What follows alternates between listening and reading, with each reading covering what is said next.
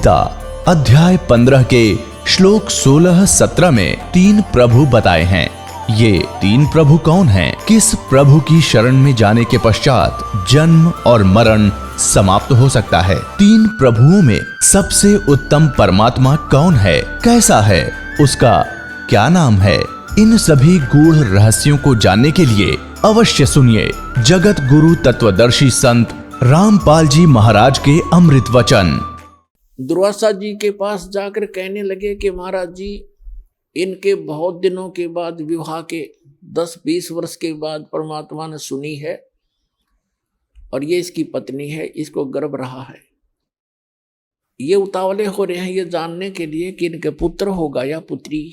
आप तो भूत भविष्य की सारी जानते हो। दुर्वासा ने देखा अपना जानते हैं, दूरबीन लगा के, हाँ तो सारा फंड था। उसने श्राप दे दिया उनको कि इससे यादव कुल का नाश होगा। भागो उठाया चमटा, फिर वो करी लाल आंखें, वो बालक भाग लिए। उसके वचन से 56 करोड़ यादव आपस में लड़के मर गए, कट के कत्लेआम कर दिया उन्होंने। उस वचन से इतना प्रभाव हो गया उनमें, आपस में लड़ मरे। तो यहां क्या कहते हैं, सूक्ष्म वेद में कहा है कि दुर्वासा कोपे तहां समझने आई नीच, और 56 करोड़ यादव कटे, वह मची रुधिर की कीच। ओए होए, 56 करोड़ आदमी कट कर मर गया आपस में लड़के। दुर्वासा के श्राप थे। श्री कृष्ण रक्षा नहीं कर सका। श्री कृष्ण जी के पोते पड़पोते स्वयं उसके बच्चे सारे मारे गए। तो यहाँ संत कहते हैं, गरीबदास परमात्मा कबीर जी कहा करते थे अपने सूक्ष्म वेद जो गरीबदास जी को दिया, उसमें कहा है कि दुर्वासा को पे तहां, बच्चा ने मजाक कर दिया, इतनी सजा दिया करते हैं। कहते हैं ये इंसान नहीं, ये नीच व्यक्ति है, तुम इनको ऋषि समझते थे। दुर्वासा कोपी तहां यानी कुपित हुए और समझ न आई नीच। उस दुष्ट इंसान ने इतना भी नहीं सोचा तू क्या बकवास करने जा रहा है, इससे क्या गाड़ी गल जाएगी। ये संत है, ऋषि हो तुम। संता को उसको कितना दुख झेले, बददुआ नहीं देते संत। ये तो काल के सांप थे। कहते हैं दुर्वासा को पे तहां समझने आई नीच, और 56 करोड़ यादव कटे, वहां मची रुधिर की कीच। गारा मच गई लोह की, रक्त की। अपना आत्माओं, आपको अब समझ में आवेगा कौन कितने पानी में। तो इसके विषय में कहा करते, डंब करें डूंगर चढ़े। सूक्ष्म वेद में कहा है डंब करें डूंगर चढ़े। डंब माने पाखंड, लोग दिखावा धूना लाकर बैठेंगे ऊंचे से स्थान पे। दुनिया दूर तो देखो महात्मा तपस्या कर रहा है, फिर उसका चढ़ावा शुरू हो, उसका दूध पानी शुरू हो जा। कहते हैं डंब करें डूंगर चढ़े, अंतर जीनी झूल, और जग जाने दुनिया जाने यो भक्ति करे। ये बोवन सूल बबूल, ये तो अपने भविष्य में की करके कांटे बीज रहे। अब जो टुणक ऋषि था उसने जो 72 करोड़ सेना मार दी उस राजा की, बेमतलब बकवास करी। ऋषि का अपना अलग से फील्ड है, साधक का, राजा का अपना फील्ड है, वो अपना काम करे, ऋषि अपना करे। ठीक है, कोई आवे तो सलाह अच्छी दे, ना हो तो भाई वो अपने काम में लगा रहे।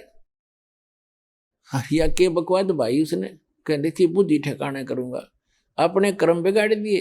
जो थोड़ी बहुत वह पूंजी इकट्ठी करी थी उसमें पेंचर कर लिया, सारे जीवन का नाश कर। अब क्या होगा, इतना कुछ करने के बाद भी इनके कुछ भक्ति, तो उसके बाद भी भक्ति की वो अंश शेष रह जाते हैं। उसके कारण जाएगा ब्रह्मलोक में, ओम नाम के जापते, वहां अपनी पूंजी नाश करके फिर पृथ्वी पर जन्म लेगा ये।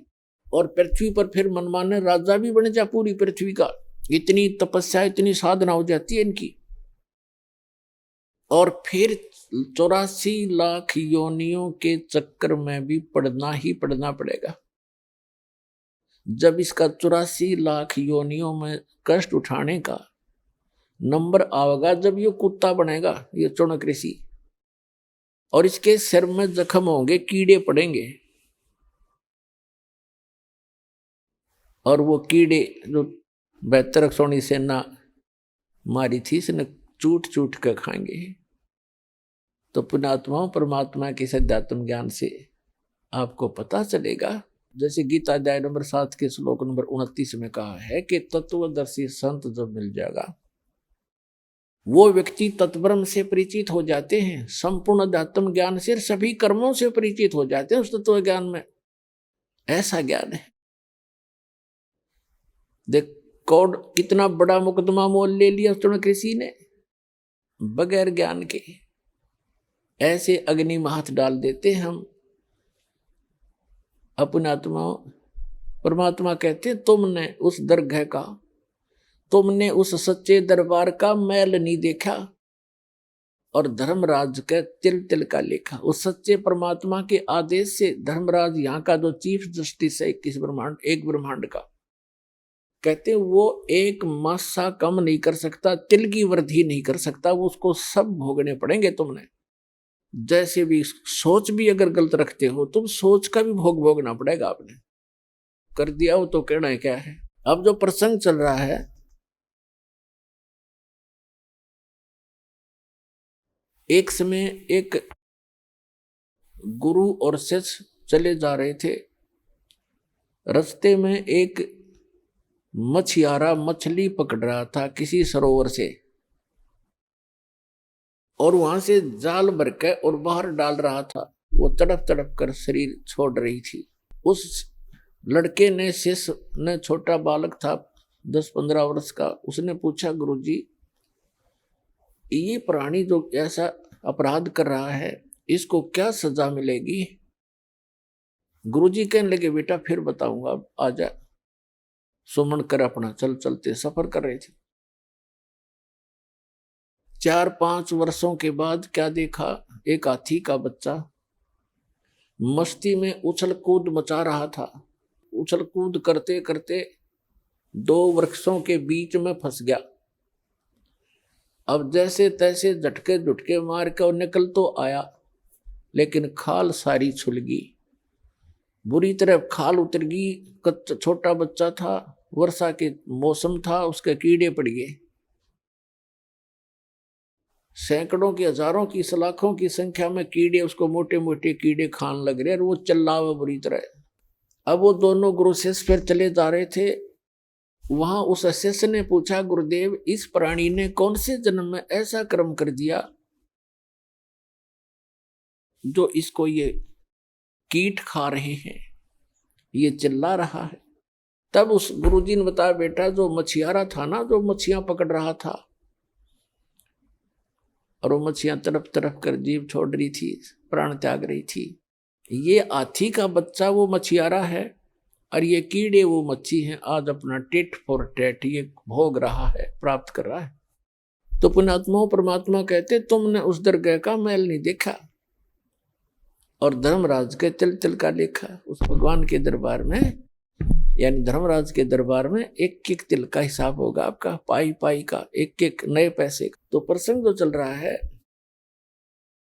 अब हम आते हैं जो दास आज आपको सत्संग सुनाने चाह रहा था, अभी तो भूमिका बनी है। श्रीमद् भगवद गीता अध्याय नंबर 7 के श्लोक नंबर 19 में कहा है, बहुत बहुत जन्मों के अंत के किसी जन्म में ज्ञानवान माने ये ज्ञानी आत्मा, मां माने मुझ ब्रह्म को बजते हैं। बहुनाम जन्मानाम अंते ज्ञानवान माम परपदते। और वासुदेवम सर्वमिति सहमात्मा सुदुर्लभ है। क्या बताते हैं कि वासुदेव सर्वमिति, बहुनाम जन्मानाम अंते, बहुत बहुत जन्मों के किसी अंत के जन्म में ये ज्ञानी आत्मा ब्रह्म तक इनकी बुद्धि पहुंचती है, ब्रह्म तक। और ये बताने वाला साधु संत महात्मा के वासुदेवम सर्वमिति, वासुदेवम ये बताने वाला महात्मा तो सुदुर्लभ है कि वासुदेव ही सब कुछ है, वही सबका उत्पन्न करने वाला है, सर्व उत्पादक है, वही सबको पूज्य है, वही पाप नाशक है और वही इष्ट रूप में बना कर पूज्य है। ये बताने वाला कि वासुदेव सर्वमिति, यह बताने वाला कि वासुदेव ही सब कुछ है, ये तो कंटिन्यू ज्ञान चल रहा है। पहले तो तीनों गुणों ब्रह्मा विष्णु महेश तक की भक्ति को खुद रिजेक्ट कर दिया, अपने सतर की तीनों की भक्ति को रिजेक्ट करके ब्रह्म कह रहा है ये काल श्री कृष्ण में प्रवेश करके कि मेरी भक्ति केवल ज्ञानी आत्मा करते हैं, और वो भी मेरे सही ज्ञान को ना समझ कर मेरे वाली ही घटिया अनुतम इस गति में स्थित रहे। हो गया स्पष्ट। अब ये कहता है कि ब्रह्म से ऊपर जिसकी बुद्धि जाती है, ब्रह्म तक भी मुश्किल तो ये ज्ञानी आत्मा कोई कोई किसी अंत के जन्म में बहु नाम जन्मा नाम अंते ज्ञानवान माम पर पदते, बहुत बहुत जन्मों के किसी अंत के जन्म में किसी ज्ञानी आत्मा की बुद्धि ब्रह्म तक पहुंचती है। और वासुदेव सर्वमिति, वो वासुदेव है सब कुछ, उसी वही पाप नाशक है, वही पूजा के योग्य है, वही सबका इष्ट होना चाहिए, और वही पूर्ण मोक्षदायक है, वो सारी सृष्टि का रचने वाला है। ये बताने वाला महात्मा तो सुदुर्लभ है, बड़ी मुश्किल से मिलेगा। अपने आत्माओं, ये गीता और वेद कोई बालकों के लेख थोड़े थे। ये ऋषि महर्षि शर्मा के चले गए, इनको कख नहीं पता चला। क्या बताते हैं? सूक्ष्म वेद में परमात्मा ने स्वयं आकर बताया है कि 9 मन सूत उड़ जिया और ये ऋषि रहे जखमार, और सतगुरु ऐसा सुलझा देगा उड़ जन दूजी बार। परमात्मा जुलाहे का काम करते थे, और 1 किलोग्राम एक शेर सूत उलझ जाता, वो कच्चा सूत, उसको सुलझाने में 2-2, 3-3 दिन की दिहाड़ी चली जाती थी उनकी। अगर गांठ पड़ गई तो धनी का सूत, फिर वो कपड़ा महंगा बेकारी, उसके उल्टा पटक दिया और पैसे लेने आ रहे, तो उसको सुलझाना पड़ता था कि ये टूटे नहीं, और तब वो कपड़ा बन सकते थे जब उनकी दिहाड़ी बननी थी। तो कहने का भाव ये है कि ये जो आध्यात्मिक जो सूत है, एक शेर की बजाय इसने तो 9 मन सूत उलझा दिया, 360 किलोग्राम। परमात्मा कहते इन अनजान ऋषियों ने 9 मन सूत उलझिया, ये ऋषि रहे जखमार, और सतगुरु ऐसा सुलझा दे उलझे न दूजी बार। अब ऐसा सुलझा दिया इस दास ने परमात्मा की दया से, इस कलयुग में नहीं उलझ जाएगा यू तत्व ज्ञान।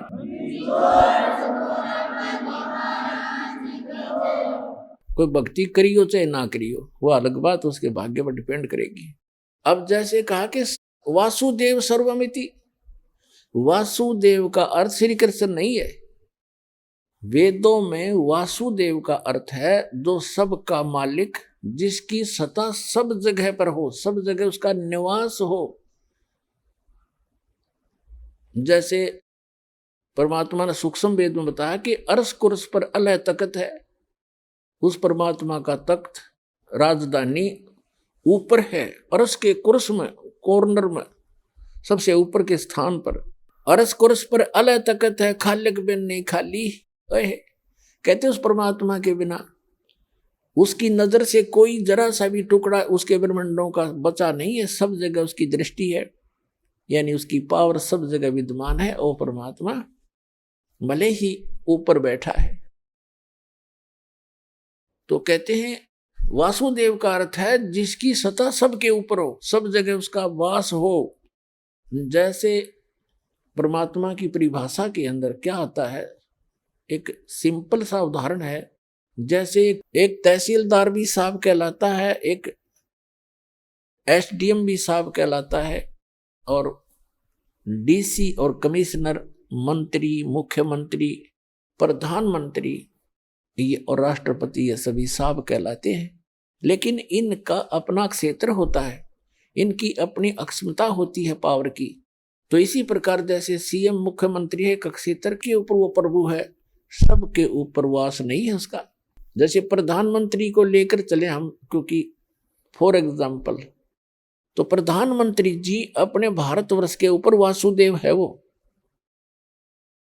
इतना ही संकेत बतेरा आपने समझने के लिए। तो पूर्ण परमात्मा परम अक्षर ब्रह्म जो है, जैसे गीता अध्याय नंबर 15 के श्लोक नंबर 16 और 17 में 3 पुरुष बताए हैं, एक सरपुरुष, एक अक्षर पुरुष, एक परम अक्षर पुरुष, उत्तम पुरुषत्व ने।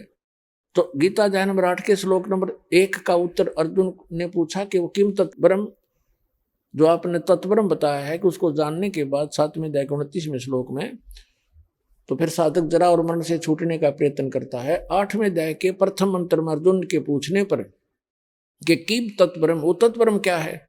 गीता ज्ञानदाता इस सरपुरुष ने, यह सरपुरुष है गीता ज्ञानदाता, ये कहता वो परम अक्षर ब्रह्म है। 8वें अध्याय के 3रे श्लोक में श्रीमद् भगवत गीता। तो गीता अध्याय नंबर 15 के श्लोक नंबर 16 और 17 में 3 पुरुष हैं, सरपुरुष, अक्षर पुरुष और परम अक्षर पुरुष। तो उसमें बताया कि सरपुरुष और अक्षर पुरुष तथा इनके अंतर्गत जितने जीव हैं, ये खुद भी और इनके अंतर्गत जितने प्राणी हैं इनके ब्रह्मांडों में, तो ये सभी नाशवान है, स्वयं भी नाशवान है, जीवात्मा किसी की नहीं मरती। तो सरपुरुष की 21 ब्रह्मांड का स्वामी है वो वासुदेव नहीं है, ब्रह्म। और श्री कृष्ण केवल एक विभाग का मंत्री है, सतोगुण विभाग के मंत्री है एक ब्रह्मांड के अंदर। वो केवल अपने विभाग में ही प्रभु है, वो पूरे ब्रह्मांड में भी स्वामी नहीं है। जैसे एक विभाग का मंत्री होता स्टेट में, वो अपने विभाग पर ही मालिक है, दूसरे विभाग में वो इंटरफेरेंस नहीं कर सकता। इसी प्रकार इस काल भगवान जो है ये एक ब्रह्मांड में एज ए चीफ मिनिस्टर समझ लो, और इसके ऐसे ऐसे 21 ब्रह्मांड है, सब में एक जैसे रोल करता है। तो ये 21 ब्रह्मांड में प्रभु है, ये सर्वव्यापक नहीं है, सबके ऊपर प्रभु यानी वासुदेव नहीं है।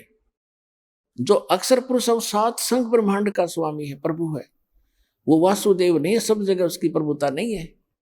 और वो परम अक्षर ब्रह्म है, वो कंप्लीट गॉड है, उसका ओवरऑल कंट्रोलर है, उसका सभी असंख्य ब्रह्मांडों पे इंक्लूडिंग सरपुरुष और अक्षर पुरुष, इनके ऊपर भी उसकी प्रभुता है, वो है वासुदेव। तो गीता अध्याय नंबर 7 के श्लोक नंबर 19 में स्पष्ट किया है कि बहुनाम जन्मानाम अन्ते ज्ञानवान माम प्रपद्ये, और वासुदेव सर्वमति सहमात्मा सुदुर्लभ है, ये बताने वाला के वो वासुदेव ही सब कुछ है, उसी की पूजा करनी चाहिए, वो पाप नाशक है। गीता अध्याय नंबर 15 के श्लोक नंबर 17 में कहा है कि उत्तम पुरुष तू अन्य परमात्मा इति उदारते, ये लोग तरमाविश्य विवर्ती अवय ईश्वर है। उत्तम पुरुष तो इन दोनों से, सरपुरुष अक्षर पुरुष से वो श्रेष्ठ भगवान परम अक्षर ब्रह्म तो कोई और है, और वो वही भगवान कहलाता है। और तीनों लोकों में प्रवेश करके सबका धारण पोषण, सबका वही पालक है। जैसे गीता अध्याय नंबर 15 के श्लोक नंबर 1 से 4 में स्पष्ट किया है कि ऊपर को लटका हुआ संसार रूपी वृक्ष है, और उसका तना तो समझो अक्षर पुरुष, उसकी मोटी डार सरपुरुष, और 3 शाखा है, ये तीनों देवता रजगुण ब्रह्मा सतगुण विष्णु तमगुण शिव जी, और 5 रूप संसार। और जो गुप्त है वो जड़ कौन है? वो परम अक्षर ब्रह्म है। तो परम अक्षर ब्रह्म रूपी मूल से, जड़ से ही सभी संसार रूपी वृक्ष को आहार प्राप्त होता है। तो इसलिए गीता अध्याय नंबर 15 के श्लोक नंबर 17 में कहा है कि उत्तम पुरुष तू अन्य परमात्मा इति उदारते। वैसे पुण्यात्माओं, परमात्मा की परिभाषा अगर आपको बताने लगूंगा तो विषय अलग हो जाएगा, काफी समय लग जाएगा। परमात्मा उसको कहते हैं जो किसी की आत्मा नहीं दुखावे, किसी का बेटा नहीं मारा, किसी की बेटी नहीं मारा, किसी का कैंसर नहीं करे, किसी का कोई दुख नहीं दे, केवल सुख सुख दे, उसको परमात्मा कहते हैं, श्रेष्ठ आत्मा। और हम उस परमात्मा को ना समझकर इस काल को परमात्मा कहने लगे। और किसी का बेटा मर गया, किसी की बेटी मर गई, किसी का बाप मर गया, किसी की माँ मर गई, कुणबा का कुणबा घाणी, कैंसर से पीड़ित हाहाकार मच रहा है। ये परमात्मा का लोक है, परमात्मा का लोक सतलोक है, जहाँ दुख नाम की चीज नहीं। तो गीता अध्याय नंबर 15 के श्लोक नंबर 17 में स्पष्ट किया है कि उत्तम पुरुष तो अन्य इन दोनों से अलग है, वो श्रेष्ठ भगवान पुरुषोत्तम, और जिसको परमात्मा कहा जाता है। और ये लोक तरम अवश्य विवर्ती अवय ईश्वर है, जिस दो तीनों लोकों में प्रवेश करके सबका पालन करता है, वो है वो अविनाशी भगवान। पुण्यात्माओं, ये कंसेप्ट क्लियर करने के लिए 2 घंटे का सत्संग करना पड़ा, पहले भूमिका बनाने के लिए, ताकि आप बच्चों की बुद्धि वहां तक पहुंच सके। दास के बताना चाहे आपके ऊपर कैसे रहम हुआ है परमात्मा का, आपको शिक्षित किया। अगर अशिक्षित होते तो आप मेरा पत्थर मारते, ये क्या कह रहा है। और आज कुछ दिनों के बाद देखिए, दास को पलकों पे बिठाएगी पूरा संसार।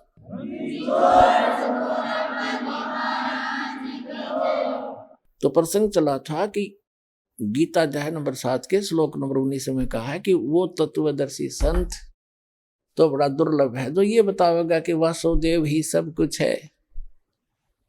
अपनात्माओं, एक पंजाब का रहने वाला था, एक किसान था बहुत बड़ा, राम राय नाम था उसका।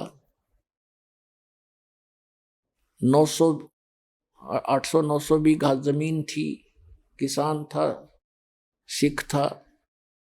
पहले ये सिख थे, सिख का यानी अपने हिंदुओं से ही अलग से, जैसे आज ये राधा स्वामी वाले कौन है, इसमें सभी जाति के लोग हैं हिंदू ही तकरीबन, या सिख भी हैं।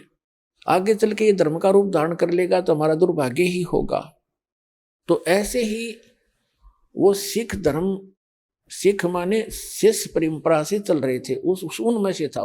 और नानक गुरु ग्रंथ साहिब की वाणी से वो काफी प्रभावित तो हैं सिख धर्म के पंजाब के व्यक्ति। तो गरीबदास साहिब जी आए हुए थे, उस परमात्मा को प्राप्त कर चुके थे, भगवान उनको मिले थे, सचखंड लेकर गए थे, वापस छोड़ा था। और उन्होंने उनको परमात्मा कबीर जी ने वो उनके अंतःकरण में ये अनमोल तत्व ज्ञान फीड कर दिया था। वो तत्व ज्ञान उन्होंने गरीबदास जी की वाणी रूप में दास के पास उपलब्ध है। तो उनका गरीबदास जी का शिष्य लुधियाना के पास एक वासियर गांव है, वासियर, उसके बाहर बनी में सफर कर पैदल चला करते थे। और वहां नहा धो के कुएं पे, किसी जल पे, तालाब पे बैठ गया, सुबह सुबह नित्यनेम कर रहा था, ऊंची स्वर में ब्रह्मवेदी बोल रहा था। और वो सिख राम राय जी सुबह सुबह सैर सपट्टे को गया, तो वाणी के बड़े मर्मज्ञ हैं, बड़ी प्यारी लगती है वाणी। उन्होंने देखा भी बड़ी गजब की वाणी किसकी है, तो खींच लिया आत्मा को, उसके पास जाकर बैठ गया। जब उस भक्त ने अपना नित्य नियम कर लिया, तब उससे कहा कि महाराज जी, ए भक्त, ये वाणी किसकी है? उन्होंने बताया कि ये मेरे गुरुदेव की वाणी है। तो राम राय ने पूछा, वो संत अभी शरीर में है या शरीर छोड़ के? उन्होंने बताया अभी शरीर में है। पूरा पता ले लिया उसने, राम राय ने, कि एड्रेस बता मुझे, इस महापुरुष के दर्शन करूंगा। तो वहां से चल पड़ा, छुटानी पहुंच गया लुधियाना से। अब गांव में गरीबदास जी कैसे थे, किसान के घर जन्म था, जाट थे, 1300 बीघे जमीन थी, बड़े बीघे थे, यानी 2500 बीघा जमीन थी, लगभग 1400 एकड़ वर्तमान की। और खूब पैसे वाले थे, और लेकिन खेत में अपना हाथ से काम करते थे, खेतों पशुओं का चारा भी स्वयं लाते थे, क्योंकि महापुरुषों में अभिमान नहीं होता है, ना धन का, ना तन का, ना किसी संतान का। और राम राय जी सुबह सुबह पहुंचे छोड़ानी गांव में, थोड़े से घर थे, कुछ बाहर के व्यक्ति भी आ जाते थे गरीबदास जी के दर्शन और प्रवचन सुनने के लिए, 10-20 मिनट बैठ जाते थे, 2-4 5-4 उनके शिष्य। तो जब वो घर पे पहुंचा गरीबदास जी के घर पे, तो गरीबदास जी घर पे नहीं थे, वो खेतों में गए हुए थे, अपना घूमने जाते थे सुबह सुबह। वो जा लिया सुबह ब्रह्म मुहूर्त में। तो उन्होंने पूछा, वहां पे गरीबदास जी हैं? वहां बैठे हुए गांव के व्यक्तियों ने और एक आध दूसरे गांव से आकर बैठा था, उनने सब ने मिलकर कहा कि महाराज जी तो भाई घूमने गए हैं, आ जाओ बैठ जाओ आप। तो उसने सोचा भाई महात्मा का दर्शन करके अनहार करूंगा, इतनी दूर से आया हूं, और ऐसे महापुरुष की ऐसी वाणी, तो वो खुद कैसे होंगे जिनकी अमृत वाणी ऐसी है। इस बात से प्रेरित होकर उसने कहा, मुझे ये बता दो वो किस साइड में गए हैं। गांव वालों ने कहा, भाई इधर जाया करते हैं घूमने, और कितनी देर में आ जाएंगे? वहां बैठे व्यक्तियों ने कहा, भाई वो तो उनके मूड की बात है, आवत है अभी आ जाए, ना तो भाई दोपहर 10-11-12 बजा दे। तो उसने सोचा इतनी देर क्यों वाट इंतजार करी, उनसे पूछ कर पता करके कौन सी दिशा में, एक रास्ता बता दिया उन्होंने कि रास्ते पर चले जाओ, आगे ऐसे ऐसे एक झोपड़ी, एक रहट मिलेगा, और वहां उस झोपड़ी में मिल सकते हैं आपको। अब कहने का भाव ये है, ज्यादा ना इसको लंबा करके, समय सत्संग का होने वाला है। तो जब वो जा रहे थे, गरीबदास जी आ रहे थे उसी रास्ते से, सिर पे पशुओं का चारा एक गट्ठड़ लेकर, बंडल, बरोटा बोल रहे हैं हमारे हरियाणा, बरोटा सरसों उसका, जवार का। और देश अपना, जैसे हरियाणा के लोग पहनते थे धोती कुर्ता, सिंपल ड्रेस। और वो जो राम राय था, उसको उर्फ नाम उसका झुमकरा भी, गांव में झुमकरा भी कहा करे, जैसे एक नाम निकाल लिया करे अलग से। वो ज्यादा संकी सा आदमी था। तो राम राय जा रहा था, उसने उस पशुओं का चारा लेकर आ रहे व्यक्ति से पूछा कि हे भाई, एक किसान, मैंने गरीबदास महाराज से मिलना है और ये यही बताया कहीं उनका यहाँ घूमने आए हुए हैं। अब गरीबदास जी को तो पता था कि रामराय जी ने मन में क्या कल्पना कर रखी है साधु की, कि साधु होगा, सिर पर जटा होगी, दाढ़ी बडरी होगी, कान पड़वा रखे होंगे, हाथ में चिमटा होगा, एक लाल कपड़ा लंगोट में बांध रखा होगा, या कति लाल कपड़े होंगे, मूंड मुंडा रखा होगा, घोट में घोट हो रहा होगा, यानी कोई विशेष आडंबर ऊपर होगा, उसी को उसने संत मान रखा था।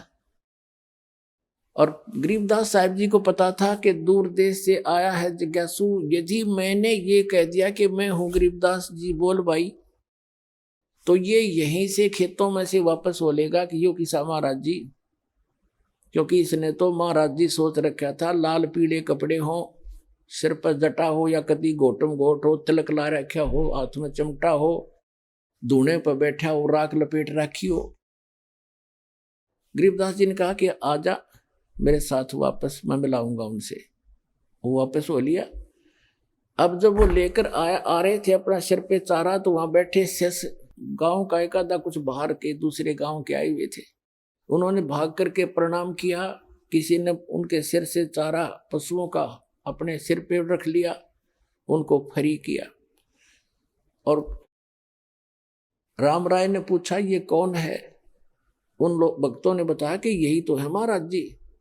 अब उस राम राय के मन में ये आ गया कर ले तेरा गजब हो, इतनी दूर आया अरियो महाराज जी पाया ऐसा देसी जाट है तो खोदा पहाड़ हर निकली चुईया, उसके मन की कल्पना थी ये। वो तो अंतर्यामी थे जान के अगवगत डिगमग हो रहा है। उसकी सेटिंग करने के लिए सभी सेवकों को भेज दिया, इधर उधर जा भाई, तू बैलों को पानी पिला ला, तू ऐसे काम कर जा, भगत आए हैं इसकी रोटी का प्रबंध करवा घर पे जाके। उनको इधर उधर भेज दिया और कहा मेरी बाल्टी भर दो, पानी की रख दो, मैं नहाऊंगा, स्नान करूंगा। एक पाटड़े पे बाल्टी भर कर रख गए, वो चले गए। रह गए वो आत्मा और वो महात्मा गरीबदास जी। गरीबदास जी ने स्नान किया, स्नान करके धोती बांधते थे और धोती का एक पल्ला अलग से सपेर कर लेते, तो उसको गोल गोल करके एज ए बेल्ट बांधा करते ऊपर के, धोती को लपेट के जैसे, और उसके ऊपर के उसी का धोती का हिस्सा एक पल्ला बांध लिया करते, उसको अड़बंद कहते हैं। और गरीबदास जी के उंगली के कोई वैसे ही थोड़ा बहुत कोई चोट लगी हुई थी, तो गरीबदास जी ने कहा कि ए झुमकरा, आइए भाई मेरी धोती का यो कपड़ा बांध दे, मेरा हाथ का चोट लग रही है, काम नहीं करता। अब उसने झुमकरा नाम का पता जब पहले तो फूक उड़े निकलेगी उसकी कि इसने तो मेरा उर्फ नाम भी बता दिया, मैंने तो जिक्र भी नहीं किया मेरा नाम क्या है, कैसे हूं। उसका कुछ शंका हुई, भाई झुमकरा मैंने मेरे को गांव में तो कहा करते, पर यहां कैसे पता लग गया झुमकरा। और परमात्मा ने इसलिए कहा उसको झुमकरा क्योंकि उसका मन झूम रहा था कि यू किसा महाराज जी बता कहाँ आ गया, मेरे कैसा जमींदार है, किसान है, अच्छा बहकाया माया में इतनी दूर आया, नंगे पैदल चल के आया। गरीबदास जी ने धोती का जो पल्ला था उसको कहा ले बांध दे मेरे शरीर के चारों तरफ का, जहां बेल्ट बांधते हैं ऐसे कर लेते हो धोती के कपड़े को, ऐसे ऐसे घुमा घुमा के ऐसे कर। और उसने कहा कि ले बांध दे मेरे चौगुर दे, वो चारों तरफ का लपेट कर ऐसे गांठ लगाने लग गया। वह गांठ शरीर के अंदर से निकल गया गरीबदास जी के शरीर से, और कब उस धोती का लग गई कपड़े का। और गरीबदास जी ने ऐसे मुंह कर लिया दूसरी साइड में जैसे देख ना रहे हो। झुमकरा ने सोचा उस राम राय ने तेरा गांठ उल्टी लाएगी दिखे तो फिर लगा, फिर वो ऐसे ही शरीर के अंदर से निकलाई धोती का गांठ लाएगी। तीसरी बार वो प्रयत्न करने लगा, जब कहने लगा गरीबदास जी ने कहा कह रहे झुमकरा मैं तो तेरे जैसा आदमी हूं, या गांठ क्यों ना लगती तेरे ते। जब उसने ऊपर को देखा उनके मुंह की तरफ, क्योंकि राम राय जी विष्णु जी के पुजारी थे, भले ही वो शिष्य थे, सिख थे। जब उन्होंने ऊपर देखा तो श्री विष्णु जी का रूप बन गया, इसने से ऊपर गरीबदास जी का मोर मुकुट, हाथ में शंकर चक्र गदा, चरणों में पड़ गया, पैर पकड़ दिए हे महाराज, भूल लागी, मैं तो गलत सोच लिया मैंने आपके बारे में, आप तो भगवान हो, फिर देखा तो फिर गरीबदास ने कहना। अब उसने सोची मैं विष्णु जी का पुजारी हूं और इसने मुझे उस उर्फ नाम से पुकार दिया, इसलिए मैं प्रभावित हो गया, मेरी ही कोई कल्पना होगी। तो फिर डांट गया अपने मन ने, ना भगवान तक हो ना। फिर वो बैठ गया, कोई शक्ति है जरूर जिसके ऊपर मैंने कुछ देखा है, और इसके शरीर से धोती अंदर से शरीर से निकल गई। फिर कहने लगा परमात्मा बोल, गरीबदास जी कहने लगे बच्चा बैठ जा। 2 घंटे ज्ञान दिया उसको, सारी सृष्टि रचना सुनाई, तत्व ज्ञान समझाया। हम सुल्तानी नानक तारे दादू को उपदेश दिया, जात दुलाहा भेद नहीं पाया, काशी माए कबीर। तब उस जो मकरा ने, उस राम राय ने कहा भगवान ऐसा ज्ञान तो आज तक किसी ने बताया नहीं मारे थे। तब गरीबदास जी ने कहा था कि तत्व भेद कोई ना कह रे झूमकरा, यू पैसे ऊपर नाच सुनो राई झूमकरा, कोटों मध्य कोई नहीं रे झूमकरा, अरबों में कोई गर्क सुनो राई झूमकरा। ए झूमकरा राय कहते हैं, राय साहब यानी हे, जैसे लैंडलॉर्ड था वो, कि हे राय झूमकरा, ए राय साहब। कहते हैं तत्व भेद किसी के पास नहीं है, ये सब पैसे ऊपर ढोल पीट रहे हैं, पैसे उद्देश्य लेकर ये दंत कथा सुना रहे हैं। तत्व भेद कोई ना कह रहे झूमकरा, ये पैसे ऊपर नाच सुनो रे झूमकरा। कहते कोटों मध्य कोई नहीं रे झूमकरा, अरबों में कोई गर्क सुनो रे झूमकरा। इन करोड़ संतों में आपको कोई संत नहीं मिलेगा, अरबों में कोई एक गर्क मिलेगा। गर्क माने कंप्लीट इन ऑल रिस्पेक्ट, यानी सैचुरेटेड, जिसके पास ज्ञान भी पूरा हो, जिसके पास मंत्र भी पूरे हो, जिसको अधिकार भी हो परमपिता की ओर से। कैसे ऐसा संत तुझे अरबों में पावेगा, करोड़ों में भी नहीं मिलेगा। और वही गीता जी कहती है कि बहु नाम जनमाना मनते ज्ञानवान माम प्रपते, वासुदेव सर्वमति स महात्मा सुदुर्लभ है। तो पुण्यात्माओं, तुम्हारा सौभाग्य आपका कि दास आपको वो संत मिल गया है जिससे विश्व का कल्याण हो सकता है। बोलो सतगुरुदेव।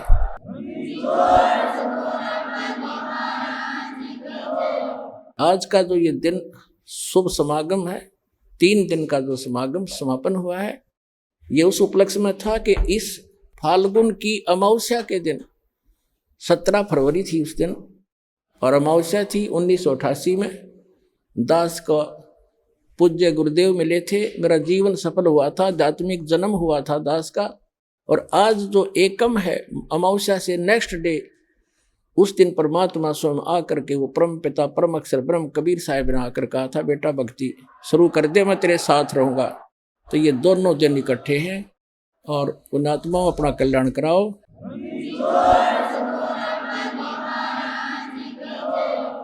परम पिता परमात्मा पूर्ण ब्रह्म सारी सृष्टि के रचनहार कुल मालिक कबीर परमेश्वर जी की असीम रजा से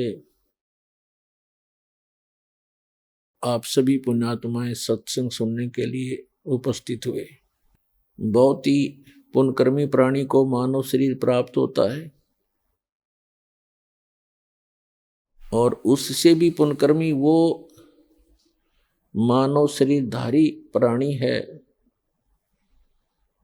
जिसके अंदर परमात्मा की प्रेरणा बनी हुई है, और उससे भी पुण्यकर्मी वो प्राणी है जिसको सतगुरु मिल जाते हैं। जैसे एक इंग्लिश वर्ड है गुड बेटर बेस्ट, तो वो बेस्ट क्वालिटी के भक्त हैं जिनको मनुष्य शरीर के अंदर सतगुरु प्राप्त हो जाते हैं। तो आप वो पुण्यात्मा हैं उस बेस्ट क्वालिटी के। आप जी को परमात्मा ने दया करके सतगुरु मिला दिए। कहते हैं जिस दिन सतगुरु भेंटियो, सो दिन लेख जाने, बाकी समय व्यर्थ गयो बिना गुरु के ज्ञान। परमेश्वर कबीर जी यथार्थ भक्ति मार्ग को स्वयं ही बताने के लिए इस धरातल पर आते हैं, क्योंकि परमात्मा के ज्ञान को परमात्मा ही बता सकता है। जीव की संज्ञा नहीं है कि उसकी बुद्धि वहां तक पहुंच सके। तो पुण्यात्माओं, परमात्मा ने दया करी है, वो प्रत्येक युग में आते हैं, ये ज्ञान सुनाते हैं। कहते हैं मानुष जन्म पाए कर जो नहीं रटे हरि नाम, जैसे कुआ जल बिना बनवाया क्या काम। जिस प्रकार कितना ही सुंदर कुआ हो, उसमें जल ना हो, बढ़िया उसका स्ट्रक्चर बना रखा हो, उसके ऊपर अच्छी छतरी लगा रखी हो, और जल उसके अंदर है नहीं, उसका नाम भले ही कूप है, कुआ है, लेकिन गुण कुएं के नहीं है। ठीक इसी प्रकार मानव शरीर प्राप्त प्राणी यदि परमात्मा की भक्ति नहीं करते हैं तो वो ऐसे हैं जैसे जल रहित कुआ होता है। फिर परमात्मा बताते हैं मानुष जन्म दुर्लभ है, ये मिले न बारंबार, जैसे तरुवर से पत्ता टूट गिरे वो बोर न लगता डर। साथी हमारे चले गए हम भी चालन हारे, कोई कागज में बाकी रह रही तात लगी है वार। वो पृथ्वीपति चकवे गए जिनके चक्र चलंत, रावण सरीखे कौन गिने भाई ऐसे गए अनंत। मर्द गर्द में मिल गए वो रावण से रणधीर, कंस के सी चाणूर से भाई हरणा कुश बलवीर। तेरी क्या बुनियाद है तू जीव जन्म धर लेत, गरीब दास भगवान की भक्ति बिन तेरा खाली रह गया खेत। अपने आत्माओं, परमात्मा ने आके जानकारी दी है कि आप ये सोचकर गलती करते रहते हो कि हम अभी बहुत दिन तक संसार में रहेंगे, क्योंकि जो 10-20 वर्ष के बालक हैं उनकी तो स्वाभाविक वृत्ति है कि अभी मृत्यु होगी नहीं, और जो 50-40 वर्ष के हो गए हैं वो भी सोच रहे हैं अभी 100 वर्ष तक तो जीवित रहते ही हैं, 60-70-75 तक तो जीवित रहते ही हैं। जो 70-75 और 80 तक पहुंच गए हैं वो भी ये सोचकर जी रहे हैं कि अभी नहीं मरेंगे, क्योंकि मानव की आयु 100 से भी ऊपर तक भी हो जाती है। लेकिन हमारी बुद्धि उस समय काम करना बंद कर देती है, एक्सीडेंट हो जाता है। 10 वर्ष के बालक, 20 वर्ष के बच्चे, 30 वर्ष के, 40 वर्ष के, 50 वर्ष के, या किसी बीमारी के कारण, रोग के कारण भी मृत्यु हो जाती है। तो यहां परमात्मा याद दिलाते हैं, इसी भूल के कारण आप यहां गफलत भी करते हो, भक्ति कम करते हो और बुराइयां भी करते हो। जिस व्यक्ति को ये पता लग जाए कि तेरी मृत्यु अब कुछ ही दिनों के बाद होने वाली है, उसने ना तो बकवाद बावे, ना कोई इधर उधर की चोचले है, ना कोई कार और कोठी की तरफ उसका ध्यान जावे। तो इस प्रकार एक भक्त की वृत्ति परमात्मा और परमात्मा के ज्ञान पर लगी रहे तो बहुत सी बुराइयों से बचेगा, भक्ति ठीक करता रहेगा। और ये सत्य है। परमात्मा कहते हैं कि साथी हमारे चले गए, और अपने ऊपर ही उदाहरण दे रहे हैं परमात्मा कबीर भगवान के, साथी हमारे चले गए और हम भी चालनहार, कोई कागज में बाकी रह रही तात लागरी वार।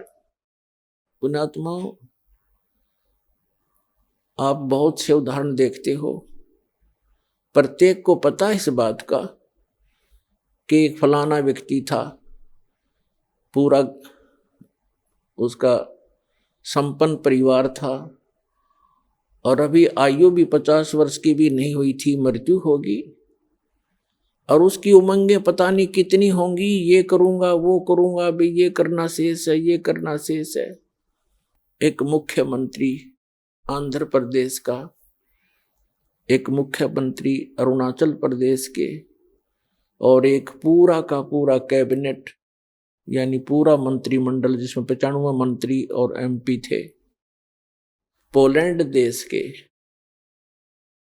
अपने जहाज से जा रहे थे, कोई हेलीकॉप्टर से जा रहा था और दुर्घटनाग्रस्त हो गए। उनकी कितनी आशाएं थी, उन्होंने पता नहीं कहां कहां पार्टियां अटेंड करनी थी, उनके स्वागत के लिए बहुत से उनके मित्र हार लिए खड़े थे गले में डालने के लिए, और उनके गले की हार फिर मौत बन गई। तो यहां परमात्मा कबीर जी कहते हैं, मौत भूल गया बावड़े तन अचरज किया कौन, वो जाने का दिन तो भूल चुका है। मौत विसारी बावरे अचरज किया कौन, और ये तन माटी में मिल जाएगा जो आटे में लौन।